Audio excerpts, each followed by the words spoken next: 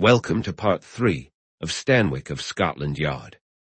Visit brooksaudiobooks.com for an awesome collection of unique, full-length audiobooks. And be sure to subscribe to be notified when new books are released. Chapter 7. Air Passengers. Once he had made up his mind, Stanwick was not the type to waste time. On that very evening he learned about the 3 Berks office girls. He set out to investigate their lives. His first step was to alert his partners, Sergeants Carter and Harvey, for duty at 9 o'clock. Right on time, the 3 of them left the yard and headed toward the Haymarket. "It's about that murder in Portsmouth," Stanwick explained as they walked. "I need each of you to follow one of the girls. But first, I want you to recognize all 3, so let's go around and I'll point them out." The facade of the Cosmopolitan lit up with a dazzling display of lights as they climbed the marble steps to its entrance. Just inside stood Stanwick's friend, the porter. A nod from Stanwick, and he indicated the ticket booth where Miss Lillian Burgess was working. "This girl in the booth is number 1, Stanwick whispered, then approached the window and placed £1 on the counter. "3 stalls, please." The girl handed him 3 metal tickets and quickly laid a 10-shilling note and a shilling on the ledge. "Could you give me some change?" Stanwick asked. "I'm a little short." Without a word, Miss Burgess took back the note and exchanged it for a handful of coins. The entire exchange took only moments, but during that time, each member of the group had taken careful note of the young woman, storing her features in their memories. As they moved into the auditorium and then back out onto the street via the bar, each could have accurately described her face, dress, and to some extent, her mannerisms. "Now for number 2, Stanwick said. They repeated their process at the stunning Panopticon in Leicester Square, where, unbeknownst to the young lady, they made the acquaintance of Miss Marley Moran. Then they made their way to the Strand, and coincidentally encountered Miss Esther Isaacs at the Venetian. "That works for now, but I want to set things in motion before 11, Stanwick declared. "I need each of you to follow these girls home. If they meet anyone, take down a description. I'll cover the Cosmopolitan, Carter will handle the Panopticon, and Harvey, you keep an eye on this place. Here are the girls' addresses. Once they're safely home, you can call it a night. But I need you back at the yard by 8:30 tomorrow morning. We're continuing the investigation." The 3 men parted ways. Harvey suggested that since they were already at the cinema, they might as well catch the show, and settled in to enjoy the film. Carter, uninterested in the pictures, went off to visit a friend nearby, while Stanwick, feeling restless, stepped out for a stroll through the bustling streets. Even as a Londoner, he never failed to marvel at the city, especially at night. The bright lights, the vibrant neon signs, the endless flow of vehicles gliding over the smooth asphalt, and the crowds ambling or rushing along the sidewalks, the energy and movement, yet the surprising order and calmness of it all, seemed to him a marvel of the world. In Paris and other cities he had visited, there was excitement and activity, but they were loud and chaotic compared to London, where it felt as if a great machine operated quietly, efficiently, and relentlessly. The night air was mild and pleasant as he crossed Trafalgar Square and wandered into the relative peace of the Mall. He settled onto a bench to rest from the day's exertion, smoking leisurely until time, as marked by his watch, nudged him back from respite to duty. After tapping out his pipe, he returned to the Haymarket and took his position behind one of the grand pillars of the Cosmopolitan. From his vantage point, he had a clear view of the door through which, according to the doorman, Miss Lillian Burgess always exited. Soon he spotted her. She stepped out and hurried down the stairs, making her way towards Piccadilly Circus. Stanwick quickly followed, arriving just in time to see her disappear into the tube station. He rushed forward, blending in with the crowd, and trailed behind her as she boarded a southbound Bakerloo train.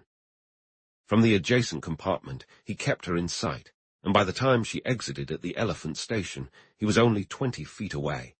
She led the way down New Kent Road to her address on Theobald Street. As far as that evening went, he had hit a dead end. He doubted she would return that night, so after waiting for a while, he decided to head home. The next morning, after meeting with Carter and Harvey, he learned they had experienced the same outcome as he had. They resumed their surveillance.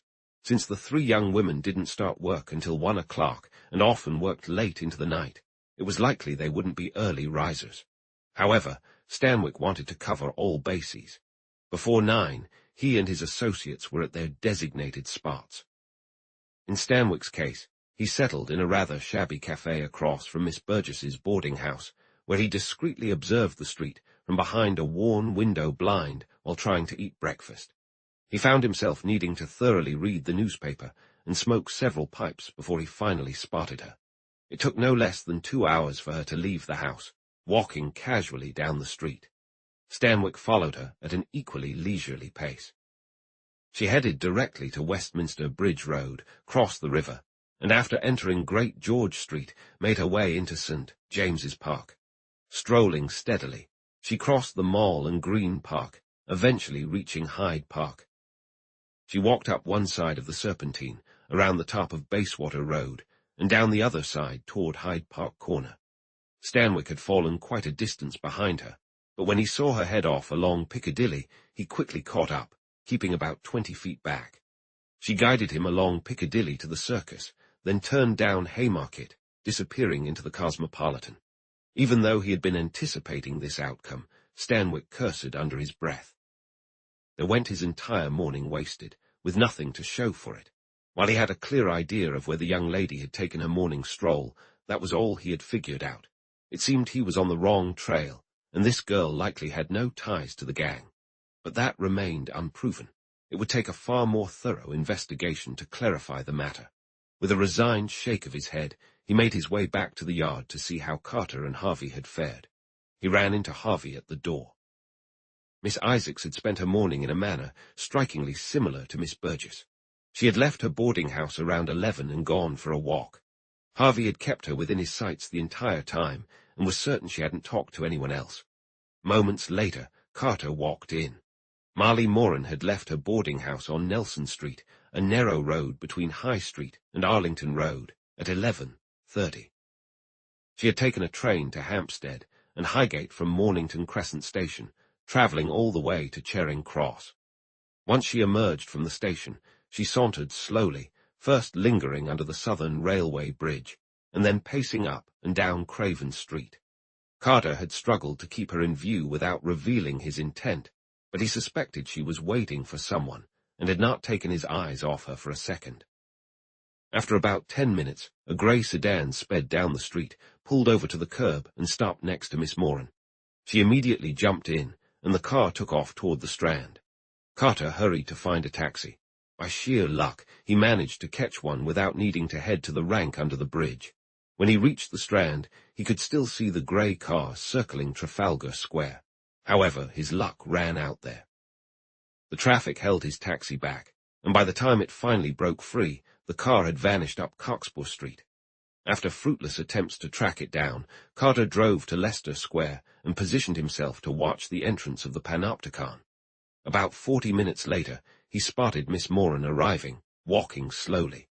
With the time being nearly 1:00, he figured she wouldn't leave the building again and decided to return to the yard. "What was the car number?" Stanwick asked. "MX1382. From what I could see, it matched the description of the one you heard about in Hampshire." Stanwick nodded. "That's what I wanted to ask. Did you see anyone in it?" "Just the driver. I couldn't make him out clearly through the glass, but he appeared to be a large, stout, clean-shaven man. He wore a soft felt hat, which looked grey, but I can't be certain of the colour." "Did the girl get in next to him?"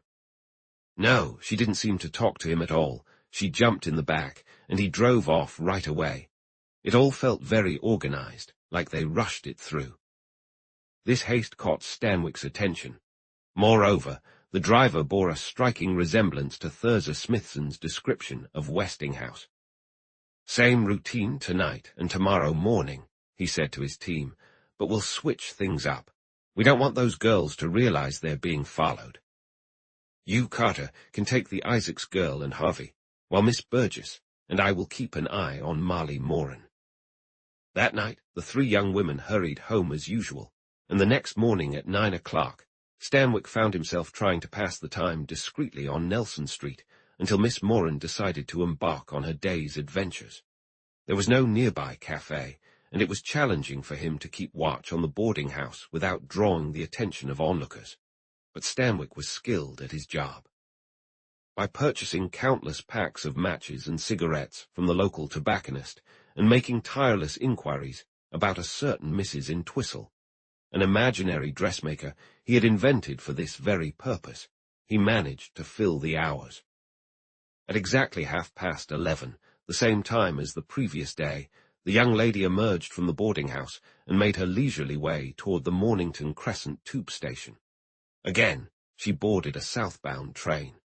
Stanwick assumed she would get off at Charing Cross as before, but she nearly evaded him by leaping from the train just before it departed from the Strand. However, he was quick enough to follow her, and when she arrived at the courtyard of the mainland station, he was no more than 10 yards behind. Determined not to be caught off guard like Carter, he hailed a taxi, instructing the driver to follow the young lady in blue. The driver, with a knowing wink, took off as if trailing attractive young women was something he did frequently. Whether that was true or not, he handled the task with practiced finesse, stopping occasionally to tune up the engine, ask for directions, or let Stanwick buy a newspaper, keeping his speed matched to that of his target. The chase wound across the Strand and up Chandos Street, and there, at the quiet end near Bedford Street, the events of the previous day unfolded once again. Miss Moran strolled back and forth until, suddenly, a grey saloon car appeared, pulled up to the curb beside her, and came to a stop. The driver was an elderly man, clean-shaven, embodying the type of successful American businessman. As far as Stanwick could tell, there was no one else in the car. Miss Moran stepped up quickly and climbed into the back seat, and just like that, the vehicle drove off. "Follow that car," Stanwick instructed the driver. The ride was brief. The grey saloon turned from Chandos Street onto Bedford Street and then into Garrick Street. There it halted and Miss Moran exited. In an instant, the car sped away. "After that car," Stanwick shouted, "forget about the girl." But just like Carter had faced the day before, Stanwick's luck ran out. The grey car, cruising down Cranbourne Street, barely crossed Charing Cross Road when a traffic officer shut the road down, leaving Stanwick stuck. Realizing he couldn't pursue the car any longer, he was about to yell at his driver to search for the girl again when, glancing through the back window, he spotted her approaching. He paid off the driver, and once she had passed, he slipped out of the taxi and began to follow her. She simply wandered through the streets, seemingly passing the time, until about 40 minutes later when she reached Leicester Square and entered the Panopticon. Stanwick made his way back to the yard, deep in thought about what he had observed. The entire situation was certainly suggestive. He doubted there could be any innocent explanation. Something suspicious was clearly at play. The next morning he made another attempt. This time he waited at Mornington Crescent and spotted Miss Moran as she entered the train. He followed her to Charing Cross, where she switched trains and took an eastbound Circle line to the Temple. There she disembarked, and turning away from the river, began to pace along Norfolk Street. Stanwick hailed the first taxi he saw, instructed the driver like before, and settled back to wait and see what would happen next. In about 5 minutes, he witnessed the events of the previous day unfold again. The grey car appeared, driven, as far as he could tell, by the same man. It picked up Miss Moran, crossed the Strand, and headed up Aldwych into Kingsway. Then, taking a left down a side street, it turned onto Wild Street. There, the young woman got out. Stanwick had briefed his driver on what to expect, and as the grey car continued into Drury Lane, Stanwick's vehicle was right behind it. It travelled through Broad Street and High Street, then along Oxford Street to North Audley Street, where it made a turn. In Grosvenor Square, the scene played out once more. On the sidewalk in Grosvenor Square stood a young woman. Stanwick couldn't make out much about her, but he noticed she was well dressed, and her barbed hair was a vibrant red. The car stopped. She jumped into the back seat, and the car moved on again. Intrigued more than ever, Stanwick kept pursuing. The grey car drove down South Audley Street and along South Street into Waverton Street. It halted, the girl got out, and the car turned down Charles Street. For a moment, Stanwick hesitated over which of the two women he should follow. He would have given quite a bit not to be operating alone at that moment. Rightly or wrongly, he opted to follow the car. To his astonishment, a similar scene unfolded again. From Charles Street, the car travelled down Berkeley Street, along Piccadilly, Grosvenor Place, and Vauxhall Bridge Road to Tackbrook Street. There, another girl was waiting, and in turn, jumped into the back of the car. She was taken through Bessborough Street to Grosvenor Road and dropped off at the end of Page Street. Once more, Stanwick followed the car, and once more the same thing occurred. A fourth girl was picked up in Darwin Street, near the Old Kent Road, and close to the Bricklayers' Arms Goods Station. She was taken to Long Lane in Bermondsey and dropped off, while the car continued on to Newington Causeway. Stanwick began to wonder if his entire day would be spent giving rides to girls. It was nearly 1 o'clock, the time when most cinemas opened, and if the girls he picked up were busy at the box office, he wouldn't have much time for anyone else. With keen interest, he settled back in his taxi, eager to see what would happen next. But it turned out this fourth girl was the last. The grey car drove westward until it reached Waterloo, then turned left onto York Road and right again into a narrow street labelled Tate's Lane, finally disappearing through a gateway about halfway down the street. Stanwick's cab continued past the gateway and turned into the cross street at the end of Tate's Lane, where it stopped. He told his driver to keep him in sight and walked back to the corner to watch the gateway. He had noticed as he passed that it was topped with a sign that read, "Those." Cullen, coach builder. A glimpse through the open gate revealed a run-down yard filled with carts and lorries. Clearly, Mr. Those. Cullen wasn't doing very well in business. Stanwick wondered if the man he was following was Cullen himself. At first, he doubted it. That messy, unkempt yard didn't match the strong, confident face of the driver he had seen. But then he realized that if the business with the girls was the man's real focus, coach building might just be a cover for his other activities. He lingered at the corner for over 15 minutes, then the man emerged, looking well-dressed and prosperous, and strode confidently down the lane toward York Road. He turned right onto Waterloo Road, and Stanwick had to sprint at top speed to keep from losing him at the corner. He arrived just in time to see the man slip into the station, and with a growing sense of satisfaction, he followed him to the restaurant. At opposite ends of the spacious dining area, Stanwick and his target enjoyed their lunches, then the chase resumed. This time, the trail led down Waterloo Road, past the Old Vic, and into Weber Street, where the man disappeared through a doorway. Stanwick waited until he felt the coast was clear, then casually strolled in after him. The doorway opened into a shabby corridor, with a staircase at the end that led to offices above. On the door frames, Stanwick noted the names of the occupants. He counted 7, 2 solicitors, an estate agent, an engineer and architect, a commission agent, a wholesale tea merchant, and a firm of electrical suppliers. After making a mental note of the names, Stanwick returned to the street and positioned himself to keep an eye on the entrance. For nearly an hour, he waited in his taxi while the driver fiddled with the engine. Then, suddenly, the man reappeared and strode away with the same confident, determined stride. Stanwick followed him to Waterloo and down to the Bakerloo tube station. Buying a ticket to Watford, which seemed to cover any journey the stranger might take, he followed the man onto the platform. The stranger took a northbound train, and Stanwick, slipping into the next carriage as he usually did, settled in to see what would happen next. At Harrow, the man got off. Stanwick observed that he clearly held some social standing, as the ticket collector nodded respectfully and touched his cap. The man exited the station on the downside of the tracks and headed toward the hill. "Excuse me, can you tell me if that's Mr. Pointer?" Stanwick asked the collector as he handed over his own ticket. "No, sir. His name is Mr. Welland." Curtis Welland, commission agent, was one of the names listed on the office door in Weber Street. So far, so good. Navigating these relatively empty roads was no simple task for Stanwick. He had to keep his distance to avoid drawing attention from his target. Each time the man turned a corner, Stanwick found himself at a disadvantage and had to sprint to reach the crossroad before the man faded from view.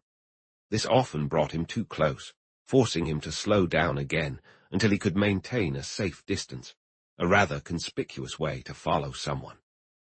The last turn led onto a newly made road that seemed to vanish into the fields ahead. Freshly turned earth revealed that expansion was underway. The houses lining the street were all new. Several were still unfinished, and a few vacant lots remained. About halfway down on the right, Stanwick spotted a pair of small, semi-detached homes, essentially bungalows. The man turned into one of these, letting himself in with a latchkey. Stanwick reached a cross lane and immediately followed it. He was pleased with his progress so far. He was confident the man hadn't noticed him. Now, he needed to find some cover to keep an eye on the house. At the far end of the newly developed road, a couple of 100 yards beyond the house, he had seen a small cluster of low-growing trees that would be perfect. He made his way down the cross lane to the back of the row of houses and emerged into open fields, separated by thorn hedges, one of which ran parallel to the road. Stanwick moved quietly behind the hedge until he reached the clump of trees. There he found himself completely concealed while still having an excellent view of the house. He settled down comfortably on the soft grass, pulled out his pipe, and began to smoke leisurely. It was a perfect summer day, warm and gentle, with a bright sun, a deeply blue sky, and in the distance, a few wispy, fairy-like streaks of cirrus clouds.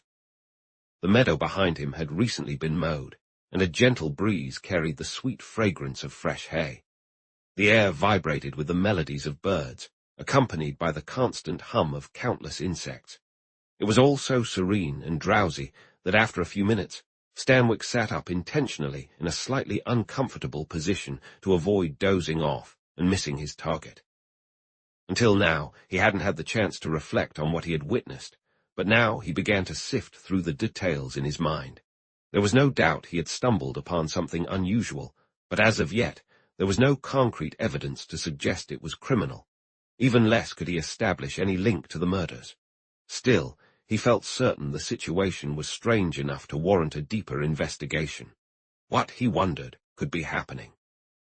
It appeared that the unknown man met with each of these 4 girls daily. This, of course, was unproven, since 2 days' observations could not lead to any conclusions. However, it seemed plausible, and if it was true, what could these meetings be about? He found it hard to believe that the man was genuinely interested in the girls themselves. Instead, he suspected they served as conduits for something being transmitted between him and other unknown parties.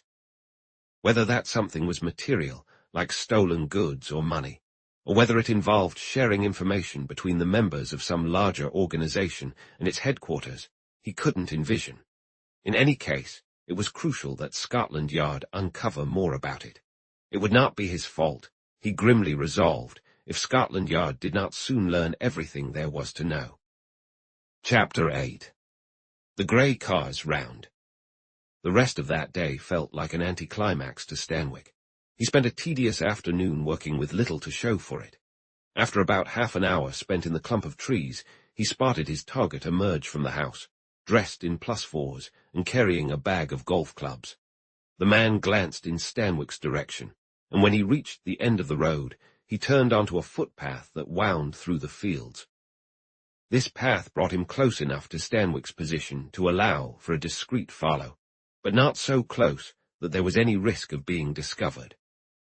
The chase lasted nearly a mile, with the unknown man striding along as if he were enjoying a pleasant walk. Finally, they arrived at the golf course he had been heading for. Welland disappeared into the clubhouse, only to re-emerge a few minutes later with a companion. The two strolled over to an adjacent green, teed off, and casually followed their balls. Stanwick knew that a round of golf presented a convenient opportunity for exchanging small items or secrets among conspirators. He hesitated for a moment, considering whether he should try to keep an eye on them to see if their behavior was suspicious, and to identify Welland's partner. Ultimately, he decided this game would likely just be a distraction, and that his time would be better spent digging up more information about Welland.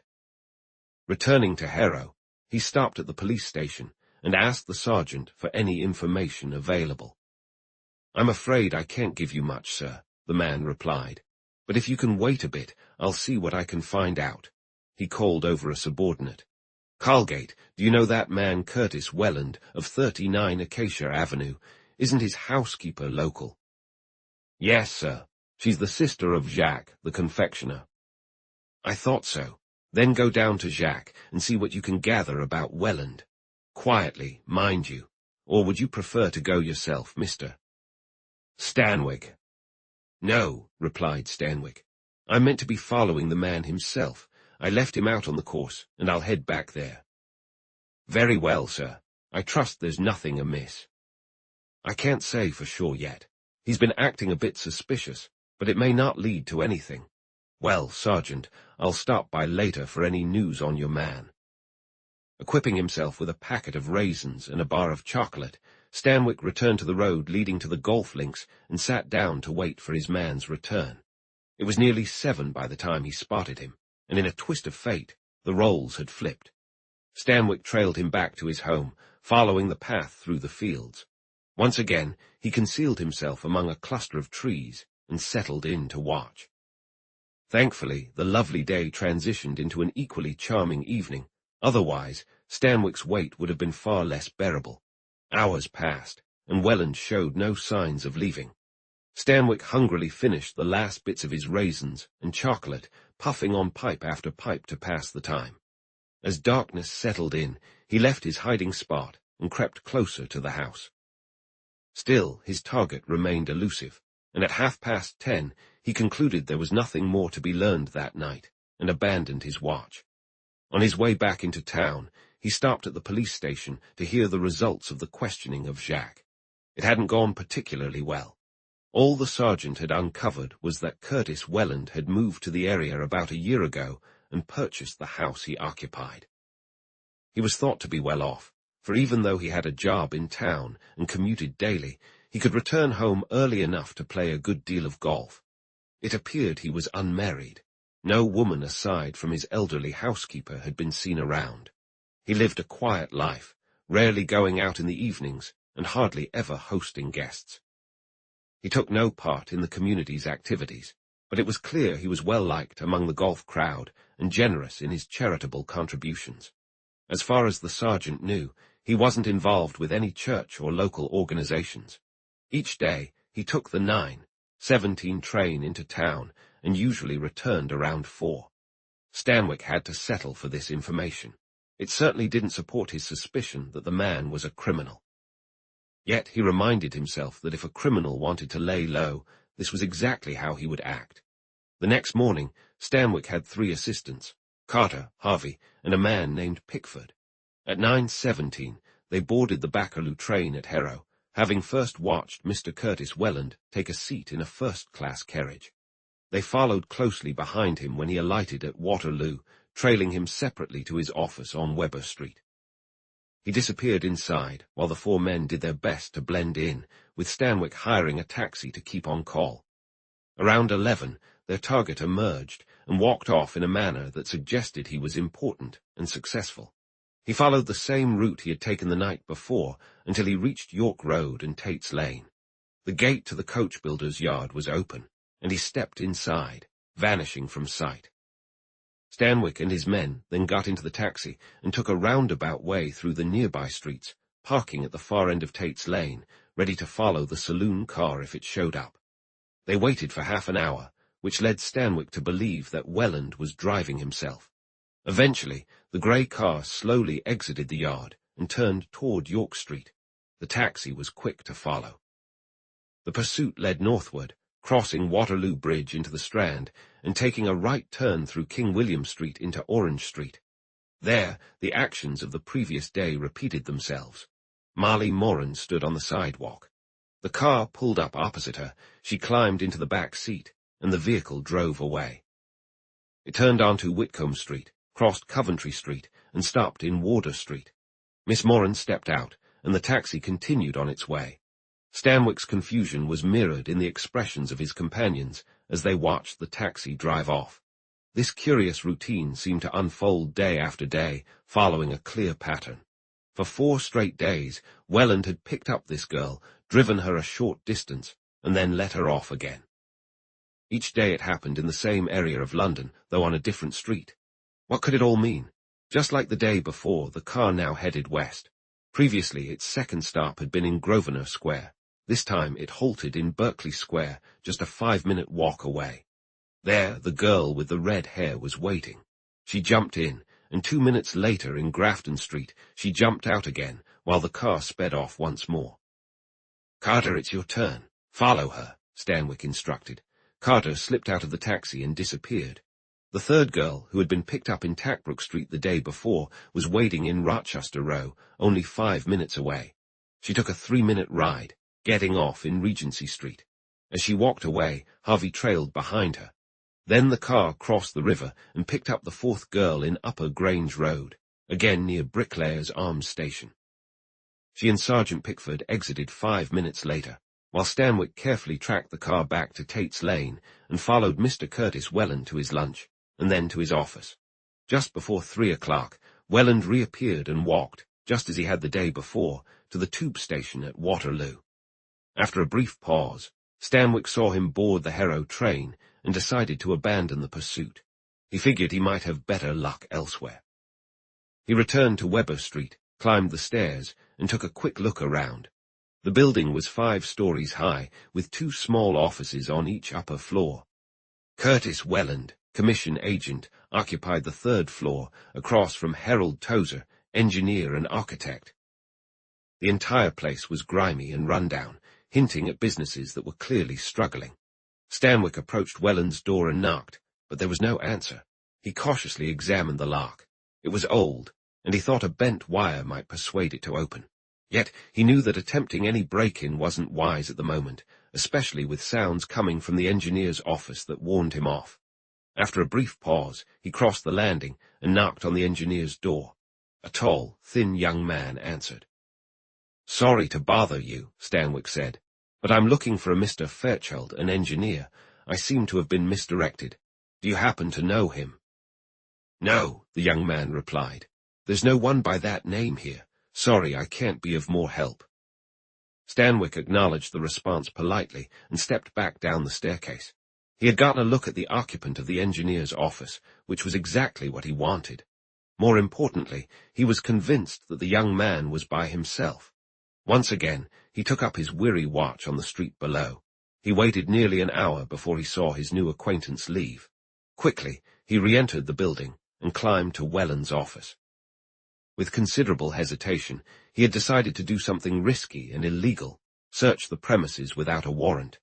He felt confident he could pull it off without being discovered. The entire floor was empty, and the wooden stairs would creak enough to alert him to anyone approaching. Unless some extraordinarily bad luck brought Welland back unexpectedly, he should be just fine. To be extra cautious, he knocked again on both Welland's and Tozer's doors. After waiting a moment, he hurried downstairs, then silently crept back up. He took his bent wire from his pocket and set to work on the lock. Within a few minutes, it surrendered to his efforts, and he slipped through the door, closing it softly behind him. The room was furnished very simply as an office. In the center of the room stood a roll-top desk with an Austrian bentwood chair behind it. A second chair faced the desk. In one corner, there was a cupboard made of painted deal. That was all the furniture. There were no blinds on the window, nor even a wastebasket. The second room was completely empty. The emptiness surrounding the commission agency business added to the unease as Stanwick quickly searched through the desk. He found only financial newspapers, a notebook filled with records of stock and share transactions, and several modern, intellectual novels. The cupboard, which was unlocked, was bare. Despite the speed at which he worked, Stanwick's search was surprisingly thorough. He examined every page of the notebook, flipping through it carefully, and went through each novel to check for any letters or loose sheets tucked between the pages. He scrutinized the walls and floor for any secret hiding spots. Ultimately, when he confirmed that nothing in the rooms piqued his interest, it was because he had ensured it was completely clear. Only once did he feel a surge of anxiety when he heard heavy footsteps coming up the stairs. Quietly, he retreated to the inner room, hoping that even if it was Welland, he might avoid being discovered. Fortunately, the footsteps continued past him to one of the offices above, allowing him to breathe easier and resume his search. He had managed to slip away without a trace. Making sure that no signs of his visit remained, he silently closed the office door behind him and exited onto the street unnoticed. By now it was past 6 o'clock, and Stanwick felt he had done enough for the day. Yet he returned to the yard, not just as a routine, but to gather reports from his 3 men. For the first time since his return from Portsmouth, Stanwick felt a jolt of excitement as he listened to their updates. It seemed he might finally be on the right path after all. Each of the 3 girls worked at a box office. The red-haired girl was employed at the Royal Cinema on Edgware Road, while the other 2 worked at theatres on Vauxhall Bridge Road and Old Kent Road, respectively. They all walked from where they were dropped off to their workplaces, either directly or taking a longer route as necessary to arrive on time. None of them interacted with anyone else during their walks. Each of the men tracking them learned the girls' names, but not their addresses, as they were wary of drawing attention to their activities by asking too many questions. "Well," Stanwick said, "make sure to follow them home tonight."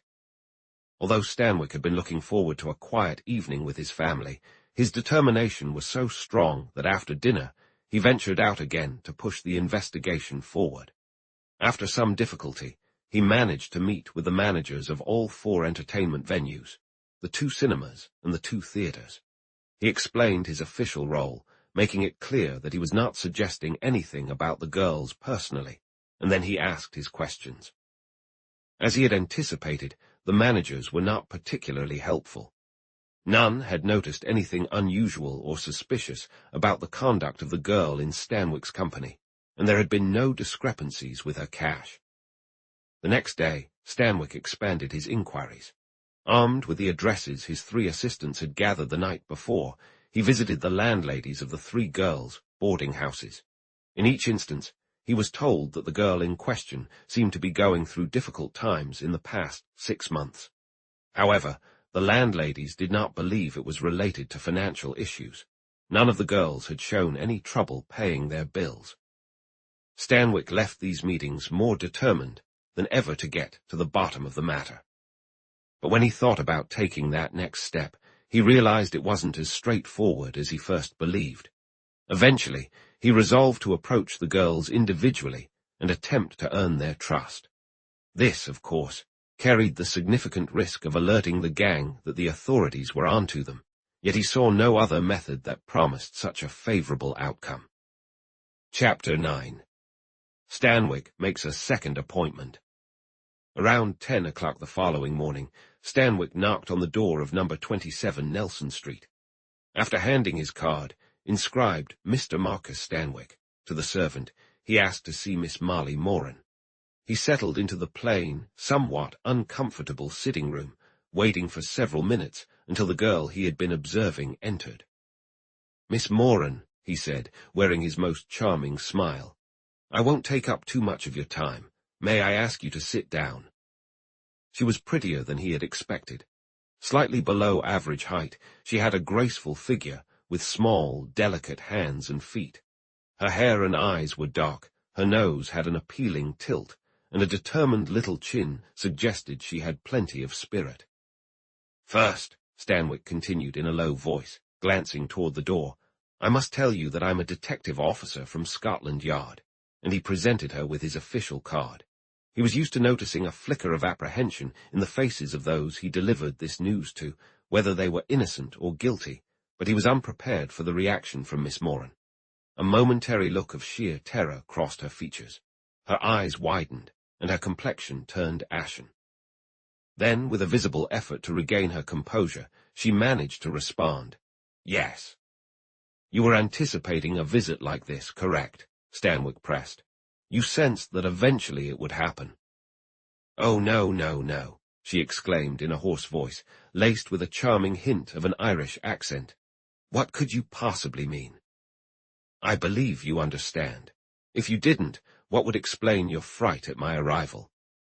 "I'm not frightened," she insisted in a trembling voice that betrayed her. "Why would you think such a thing?" "How can I believe anything else, Miss Moran? It serves no purpose to deny it. Your behavior makes your feelings unmistakable." She took a deep breath, trying to steady herself. "Well," she shot back with newfound assertiveness, Can't you see that just having a detective like you here would scare anyone?" Stanwick shook his head, his tone gentler than before. "That won't work, Miss Moran," he said. "You feel threatened by my visit. You can't deny that, it's clear as day. But I want you to know I'm not here to do you any harm. You have information that I need, and that's all this is about." She remained silent, her expression still uncertain. "First," he continued in a low voice, "my business is private. Are you sure we won't be overheard? If there's any chance of that, I suggest we step outside and talk on a bench in one of the parks." She nodded quickly. "That sounds better," she agreed. "I'll follow you." Stanwick stood up. "All right, then. How about the Charing Cross Gardens, near the Villiers Street entrance?" He recalled that this was where poor Thurza Smithson had encountered Westinghouse. To his relief, she flinched slightly, her face showing alarm as she stammered, "I'll be there in half an hour." "Great." Then, raising his voice for anyone who might be listening, he added, "Goodbye, Miss Moran. It was a pleasure meeting you." He felt confident that she would keep her appointment, but he worried she might contact someone from the gang first. So, once he was out of sight of the house, in the direction she would expect him to take, he quickly turned down a side street and took a short detour to reach Nelson Street on the opposite side of the boarding house. Stepping into a shop, he placed a shilling on the counter and asked if he could use the telephone. "Scotland Yard, please," he whispered. "Make a note of any calls from Gerard 4763C in the next few minutes." He had noticed the phone in the hallway of the boarding house. Fortunately, it was one of those old-fashioned models that had a plate reading, "Your number is," followed by the digits. He left the shop quickly, making sure that Miss Moran wouldn't escape him. She hadn't shown up yet, so he became an idle watcher, keeping his eyes on the boarding house door. About 10 minutes later, she finally stepped out and walked down the road. He followed her slowly. She didn't take any detours, and within a minute of the appointed time, they met in the gardens. "Here's an empty seat," Stanwick said, after respectfully acknowledging her punctuality. "Do you smoke?" She accepted a cigarette, which he lit for her in silence, waiting until she was comfortably settled before speaking again. "Now, Miss Moran, don't be alarmed, but I need to tell you that this is a serious matter you're involved in. I should also tell you that your best chance of staying out of personal trouble is to be honest with me. If you share everything, I'll do my utmost to help you. But I must warn you, if you mislead me, you will deeply regret it." The girl had clearly been thinking during her walk, and she responded with a hint of confidence. "Oh, Mr. Stanwick, I wouldn't dream of being anything but honest with you, but there's nothing I need to share." "I'm disappointed to hear that," Stanwick replied, "because your face tells a different story. But let's set that aside for now. Will you tell me why you get into Mr. Curtis Welland's car every morning for just a few hundred yards?" The girl's pale face turned even whiter, but she said nothing. "Please take my advice, Miss Moran," Stanwick continued earnestly. "I can tell you in confidence that I'm not after you, but Welland. However, if you keep trying to avoid the truth, you'll find yourself in trouble too.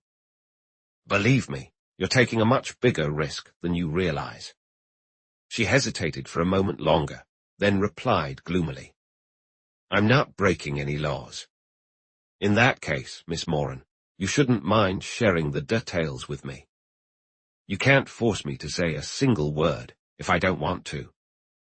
"That's absolutely true. But I can arrest you for conspiring with Welland and some others, and the public prosecutor will certainly make you testify in open court during your trial." "But you wouldn't actually do that, would you?" Her tone was half coaxing, yet fear flickered in her eyes. "Only if you push me to." Stanwick leaned toward her, earnestness filling his voice. "Don't misunderstand me, Miss Moran. It's my job to gather this information, and I intend to do so, and you will share it with me. You can choose whether you do it now or later at Scotland Yard or the Old Bailey, but you will share it with me." His tone softened as he coaxed her further.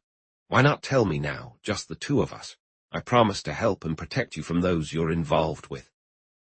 He paused, and when she remained silent, he continued, "Please be reasonable, Miss Moran. You won't get another chance like this. Just think, it would be so much worse in a public courtroom with everyone against you. Stanwick sensed he was treading a fine line with his approach. He justified it to himself by believing in the girl's innocence, or rather that if she had committed any crime, she had been coerced into it, and was desperate to escape. But he couldn't say that to her outright. He stayed quiet for a few minutes, and just as he was about to continue making his point, she spoke up, her emotion bringing out her accent. "I don't think it's fair the way you're talking to me," she said quietly, "but how am I supposed to stand up against the entire British police? I can see you've got me cornered, and I'll have to tell you what you want to know. Trust me, you won't regret it." "Well, if you really need to know, it's about money," she rushed out, as if once she had made the decision to speak, she was eager to get through her story. "I've been struggling financially. You might think it's wrong and foolish, but I've started gambling to make some quick cash. That Mr. Welland is a bookmaker. He has this scheme where you can bet on the tables at Monte Carlo while being right here in London. A girl I met told me about it. That's what I was doing in the car. Mr. Welland said it was illegal to place bets on the street, and that his office was too far away, so he offered to give me a lift for a moment to take the money." Stanwick could barely contain a chuckle of sheer delight as he heard this confession. It was even better news than discovering that the girls Welland was involved with were working in Bach's offices. Here was solid evidence that he was on the right track. The betting scheme tied the cases together. As he probed into the affairs of Curtis Welland, he was getting closer to uncovering who had murdered Thurza Smithson and her companions. For the second time in 2 days, he felt that exhilarating thrill of progress and success. Yet he was puzzled by the girl's demeanor. Experience told him that a true confession brought about a sense of relief, but Miss Moran showed no sign of it. She appeared more uneasy and anxious than ever. Slowly, a realization formed in Stanwick's mind. He knew he hadn't heard the truth. This story was a fabrication, and the girl was frightened he might see through it. A small test, however, would clarify the situation. "Gambling may or may not be a wise choice, Miss Moran," he said seriously, "but it is certainly not illegal, and you have nothing to fear from the police because of it. There must be something else at play. Has your betting led you to the cash register of the Panopticon?" For a moment it seemed she was about to indignantly deny it, but then a new thought appeared to occur to her, and she halted herself. "Maybe there was something like that," she said, turning her face away as if embarrassed. But Stanwick could tell she was now feeling a sense of relief. So the small test had worked, and from her own words, she revealed her guilt. His previous inquiries had confirmed she wasn't stealing from the till, but she realized her story lacked substance, and to support it, admitted to a theft she hadn't committed. This situation was even more serious than he had thought. This girl was willing to risk arrest, rather than come clean. However, Stanwick understood that he wouldn't get anything more from her at that moment, so he focused on easing her fears, ensuring the story she would almost certainly tell Welland would cause as little harm as possible. One other detail did emerge, though. At the time, he didn't grasp its significance, but later he recognized it as a crucial piece in the puzzle he eventually unraveled. While discussing the locations where Miss Moran had been picked up and dropped off, he remembered that she hadn't been seen talking to Welland, and he asked how she knew where to wait for the car. Without hesitation, she informed him that 5 different spots were used in a rotating schedule. This kept her from stopping at the same spot every day, which could draw attention, and using the number 5 ensured that each week she would be in a different location on the same day. "For example," she explained, "today I'll be waiting for him at the corner of Old Compton Street and Greek Street, and he'll take me to Green Street. That'll give me 3 or 4 minutes to get everything sorted regarding the stakes. Tomorrow I'll start again where you first saw me, and then continue from there." And so, from such seemingly insignificant threads, the fabric of justice was crafted. Before they parted, Stanwick took on the role of a concerned father. He told her he was not entirely at ease with what she was doing, and believed it would be wiser for her to step back. While he acknowledged she was free to make her own choices, he urged her for her own safety to let it go. In any case, if she ever found herself in trouble or danger, she was to contact the Yard, and he would ensure she received the help she needed. "And don't wait until it's too late," he added earnestly. "I don't want to scare you, but I must warn you very seriously to be cautious. Keep this conversation to yourself, especially from Welland. You might face real personal danger otherwise. Other young women in your situation have been careless and paid the ultimate price. I'm not exaggerating, Miss Moran, paid with their lives. So keep quiet about it, and if you find yourself in any peril, do not hesitate to call the Yard. Victoria 7000. She appeared quite taken aback, as she promised him she would. Yet she had kept her secret, and Stanwick, feeling disheartened by his lack of success, told himself that his efforts had only served to alert the conspirators. Wishing her a good day, he returned to the Yard, where he called for no fewer than 5 men. "3 of you get yourselves dressed as taxi drivers," he instructed them, "and take out cars. The other 2 and I will be your passengers. You will stop at the intersection of Old Compton Street and Greek Street and keep an eye out for a grey saloon car picking up a girl. All of you will follow that car. Get as close as you can without being obvious and pay attention to everything the girl does. See if she talks to the driver, and if you can, try to read her lips. Once she's dropped off on Green Street, you'll be done and can head back to the Yard." The plan was set in motion. When Molly Moran appeared at the end of Greek Street, 3 cars were already stationed in front of different offices along the street. The moment Welland's car showed up, their engines roared to life, and as he pulled away, they followed closely. One car led slightly ahead, its occupant peering out of the back window through a makeshift periscope, while a second car stayed almost even with them. The third car sped ahead to Charing Cross Road, positioning itself to fall in line as Welland turned the corner. Stanwick's 3 drivers displayed impressive skill, expertly adjusting their vehicles for the best vantage points. Throughout the time Miss Moran remained in the car, an observer was never more than 10 feet away.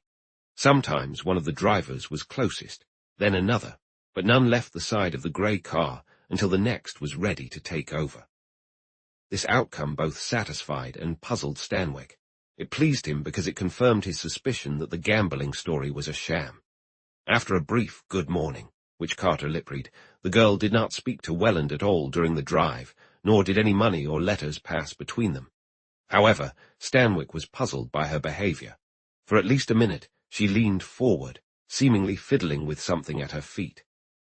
He thought about it for a while, but could only come up with the straightforward possibility that she was putting something into or taking something out of a hidden compartment.